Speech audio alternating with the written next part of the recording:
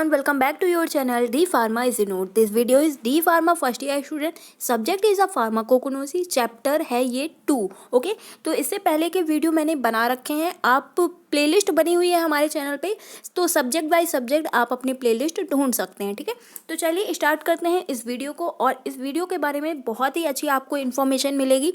चाहे आप इसके बाद अपना मेडिकल स्टोर खोलना चाहेंगे, उससे भी रिलेटेड इन्फॉर्मेशन मिलेगी। क्योंकि देखिए, हम लोग पढ़ाई इसलिए कर रहे हैं क्योंकि अपने बिजनेस को अच्छे से संभाल सके। ठीक है, तो चलिए जानते हैं कि यहाँ पे इस टॉपिक का यूज़ क्यों किया गया है, आखिर ये क्रूड ड्रग्स होती क्या हैं। ठीक है, तो देखिए क्या लिखा हुआ है, प्राकृतिक दवाओं के वर्गीकरण के विभिन्न सिस्टम्स।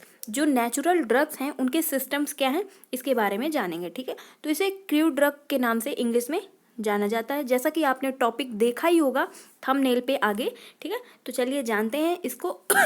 और यहाँ पे फ्रेंड्स, मैंने जो इम्पोर्टेंट वर्ड्स हैं, अगर आप अपना नोट्स बनाना चाहते हैं तो उस वर्ड्स को लिख के बना सकते हैं। चलिए सबसे पहले समझते हैं कि ये क्रूड ड्रग्स होती क्या हैं और ये कहाँ से मिलती हैं। ठीक है, तो क्रूड ड्रग मतलब प्राकृतिक औषधियाँ। ठीक है, तो देखिए नोट्स लिखना आप स्टार्ट कर सकते हैं।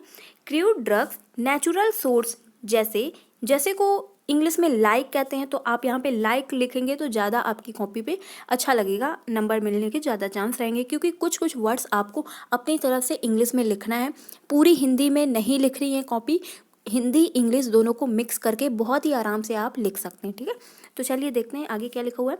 जैसे पौधे, जंतु एंड खनिज, तो plants, animals and minerals and micro organism द्वारा प्राप्त की जाती हैं। जो क्रूड ड्रग्स होती हैं वो कहाँ से मिलती हैं हम लोगों को, प्लांट से, एनिमल से एंड मिनरल से एंड माइक्रो ऑर्गेनिज्म द्वारा प्राप्त की जाती हैं। ठीक है, अब देखिए आगे क्या लिखा हुआ है, प्राकृतिक औषधियाँ इतनी अधिक मात्रा में होने के कारण इनका डिस्ट्रीब्यूशन करना आवश्यक हो जाता है। क्यों, अब देखिए यहाँ पे लिखा हुआ है, इसलिए विभिन्न स्रोतों से प्राप्त प्राकृतिक ड्रग्स मतलब क्रूड ड्रग्स की क्लासिफिकेशन करना अत्यंत आवश्यक हो जाता है, जिससे किसी भी औषधि का अध्ययन सीक्वेंस से किया जा सके। मतलब कि जिस ड्रग के बारे में हमें जानना है उसके बारे में अच्छे से सरलता से एक लाइन से जान सके हम लोग।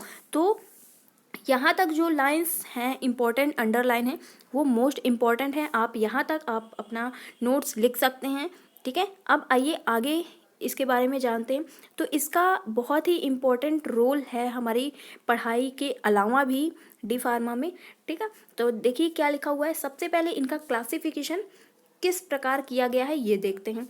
तो फर्स्ट नंबर में लिखना है आपको अल्फ़ाबेटिकल क्लासिफिकेशन, सेकंड नंबर में लिखना है टॉक्सोनॉमिकल क्लासिफिकेशन, और थर्ड नंबर में लिखना है मॉर्फोलॉजिकल क्लासिफिकेशन, फोर्थ नंबर में लिखना है pharmacological classification, and fifth number में लिखना है chemical classification, and six number में लिखना है कीमोटैक्सोनॉमिकल क्लासिफिकेशन। ठीक है, तो सबसे पहले जानते हैं कि ये अल्फ़ाबेटिकल क्लासिफिकेशन होता क्या है आखिर।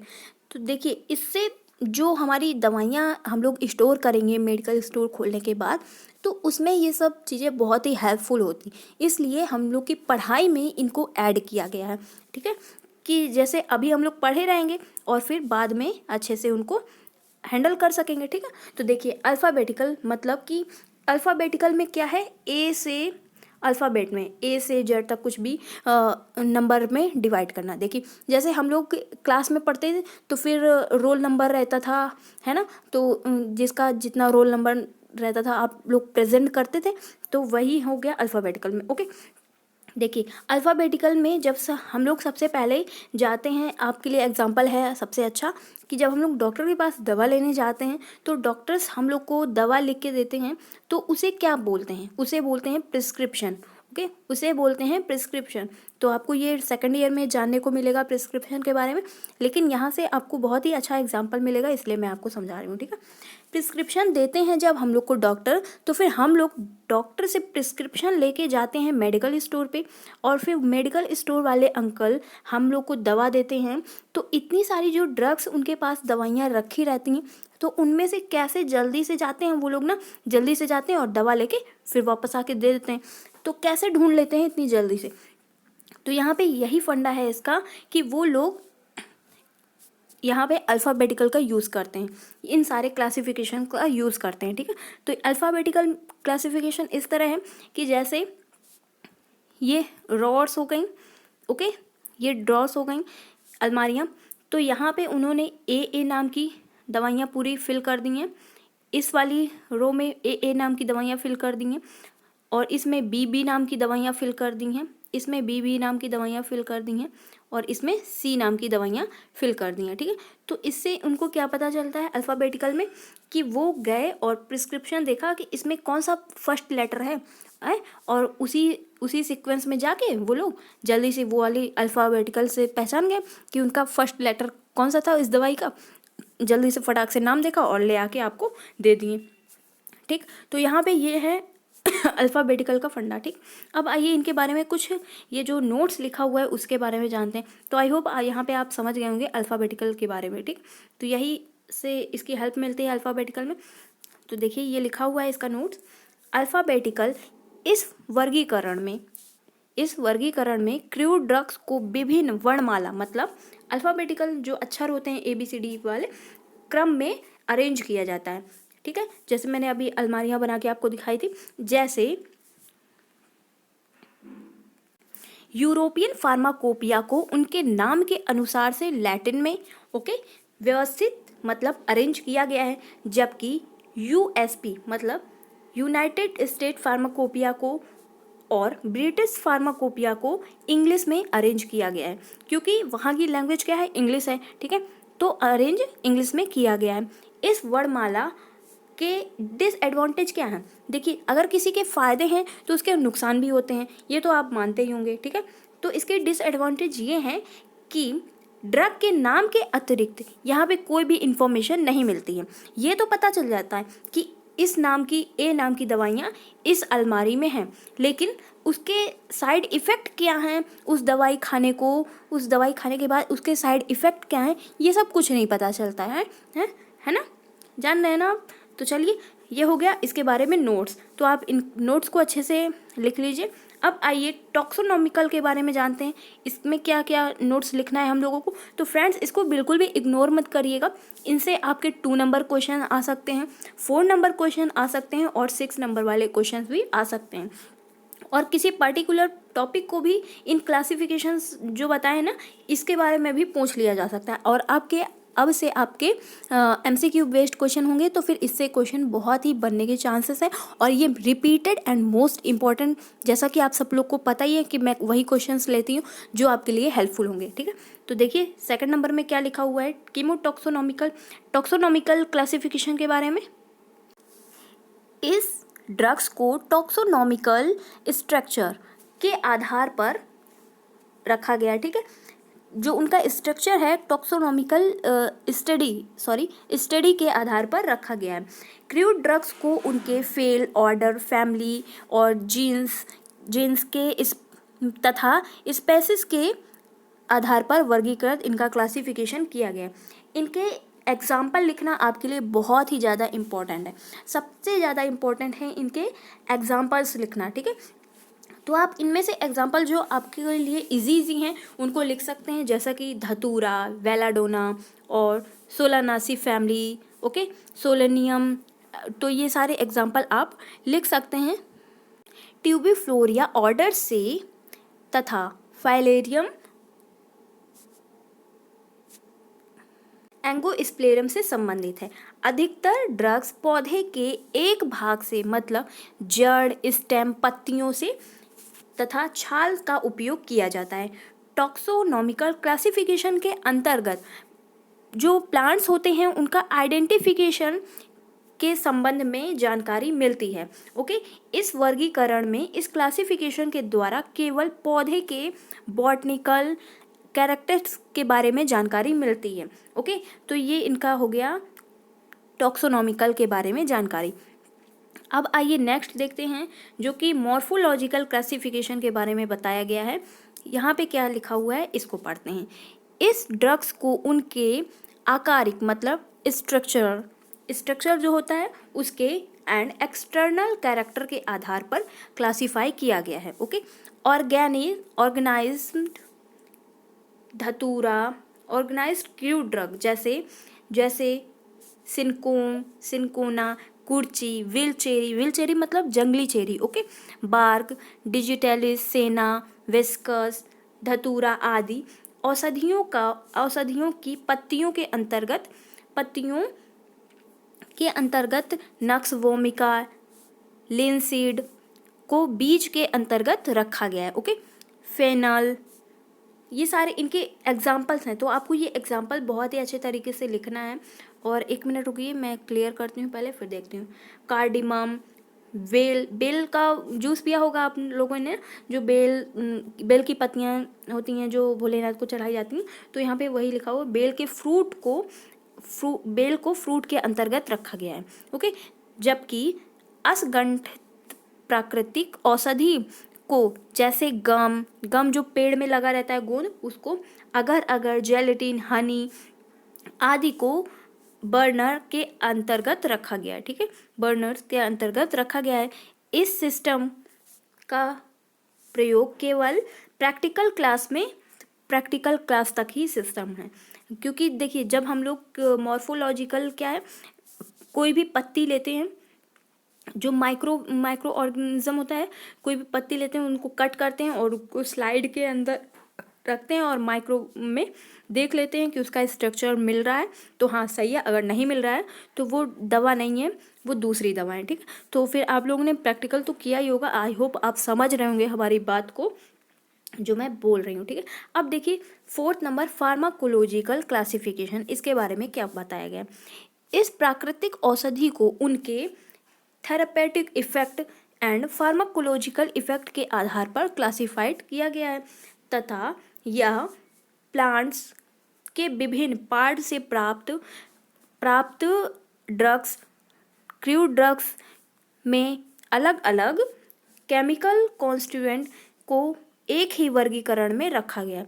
अलग अलग केमिकल कॉन्स्टिट्यूएंट को अलग एक ही वर्गीकरण में लिखा गया, क्योंकि उनके फार्माकोलॉजिकल एक्शन एक तरह हैं, उनका इफेक्ट जो आ रहा है फार्माकोलॉजिकल वो एक तरह है। तो यहाँ पे एग्जाम्पल दिया गया है, ये लिख लीजिएगा आप, सेना, रूबार्ब, कैचेट्स, कैस्टर ऑयल और प्लेंटा परगेटिव के, इनको, इन सारी ड्रग्स को क्या परगेटिव्स के अंतर्गत रखा गया है, ठीक है। और second number, catechu 10 acid, myrobalan, Ashoka bark को एस्टी एजेंट के अंतर्गत रखा गया है इन सारे ड्रग्स को। और डिजिटेलिस, स्क्वेन, स्ट्रोफेटस आदि को कार्डियोटोनिक ड्रग्स के अंतर्गत रखा गया है। तो ये सारी ड्रग्स आपको लर्न कर लेनी है, नोट्स जरूर बना लेना है इनका, ठीक है। अब आइए नेक्स्ट पेज पे मिलते हैं।